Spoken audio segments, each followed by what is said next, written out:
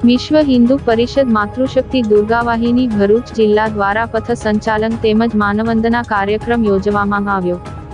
વિશ્વ હિન્દુ પરિષદ માતૃશક્તિ દુર્ગાવાહિની ભરૂચ જિલ્લા દ્વારા માનવંદના કાર્યક્રમ યોજવામાં આવ્યો, જે અંતર્ગત રાણી દુર્ગાવતી તથા પુણ્ય શ્લોકાદેવી અહલ્યા માતાની જન્મ શતાબ્દી નિમિત્તે પથ સંચાલન તેમજ વિચારગોષ્ઠીનું આયોજન કરવામાં આવ્યું હતું। રાણી દુર્ગાવતી અને પુણ્યશ્લોકા રાજમાતા અહલ્યાબાઈ હોલકર એમ બે મહાન વીરાંગનાઓ જેમણે તેમના શૌર્ય, નિર્ભયતા અને સેવાના ગુણોથી ભારતની ધરતીને ગૌરવાન્વિત કરી છે। આ રાણીઓએ માત્ર યુદ્ધના મેદાને જ નહીં પરંતુ શાસન અને જનસેવામાં પણ અજોડ ઉદાહરણ પ્રસ્થાપિત કર્યા છે। પુણ્યશ્લોકા રાજમાતા અહલ્યાબાઈ હોલકરની 300મી જન્મ જયંતિ તેમજ રાણી દુર્ગાવતીની 500મી જન્મ જયંતિ નિમિત્તે નીલકંઠ ઉપવન ખાતે માનવંદના યાત્રા સંમેલન તેમજ પથ સંચાલન યોજવામાં આવ્યું હતું।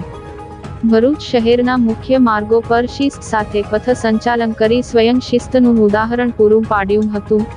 નીલકંઠ ઉપવન ખાતે યોજાયેલ માંગ વંદના યાત્રા સંમેલનમાં કર્ણાવતી ક્ષેત્રીય દુર્ગાવાહિનીની સંયોજિકા ડોક્ટર યજ્ઞબેન જોશીએ પ્રેરક ઉદબોધન કર્યું હતું। સાથે વિશ્વ ગાયત્રી અલખધામ ઝાડેશ્વરના પરમ પૂજ્ય 1008 મહામંડલેશ્વર માતા સત્યાનંદ ગિરિજી, માતા શિવાનંદ ગિરિજી વિશેષ ઉપસ્થિત રહ્યા હતા।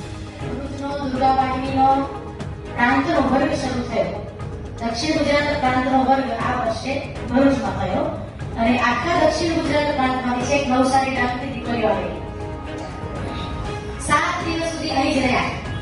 એના ઉદ્ઘાટન સમારોહની અંદર પણ બંને સાધ્વીજીઓના આશીર્વચન મળ્યા અને એ આશીર્વચન એટલા પ્રભાવી હતા કે ટૂંક સમયમાં આટલો જબરજસ્ત કાર્યક્રમનું આયોજન એ ભરૂચના બહેનોએ કરી દીધું। એના માટે ખૂબ અભિનંદન એ તમામ બહેનોને અને હું સાધ્વીજીને પણ એનો શ્રેય ચોક્કસ આપીશ।